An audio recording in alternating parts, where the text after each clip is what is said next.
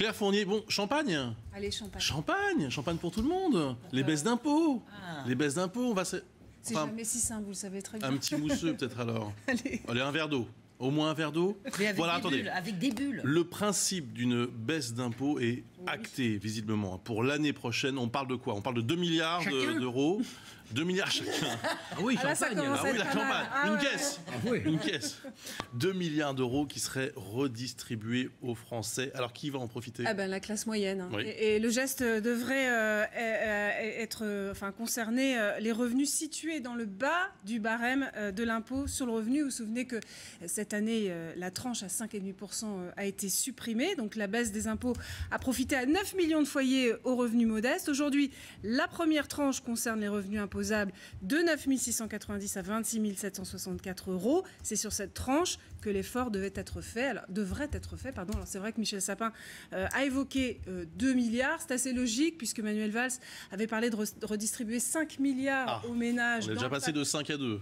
Non, 5 milliards en tout. Ça, c'était la promesse du pacte de responsabilité. 3 milliards ont été affectés à ces baisses d'impôts en 2015. Il en reste donc 2. Petit problème mathématique de rentrée. Il en reste 2 à affecter donc à une baisse d'impôts. Mais on en saura plus lundi prochain lors de la conférence de presse du président.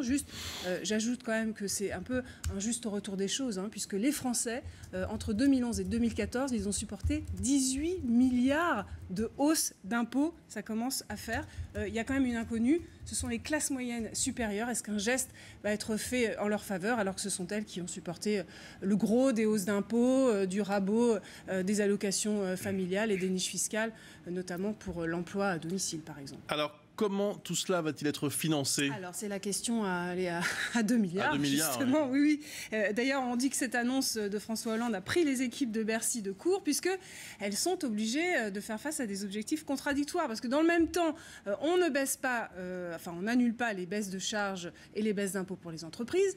On n'augmente pas les impôts pour les classes moyennes supérieures. Ça, c'est vraiment juré craché la promesse de François Hollande. Et on maintient un objectif de réduction du déficit qui devrait être de 3,8% du PIB cette année. Alors, c'est quand même surprenant cette annonce dans le contexte d'une croissance zéro, d'une inflation faible qui fait que les recettes sont en baisse. On estime que pour l'État, c'est 6 milliards de manque à gagner cette année. Vous ajoutez à cela 14 milliards et demi d'euros promis à Bruxelles en termes d'économie. Vous voyez que ça fait quand même une équation complexe. Alors de là à ce qu'on finance par l'endettement cette promesse de baisse d'impôts, alors que justement on a augmenté les impôts pour se désendetter, vous voyez que ça ne tourne pas très rond. Merci beaucoup Claire.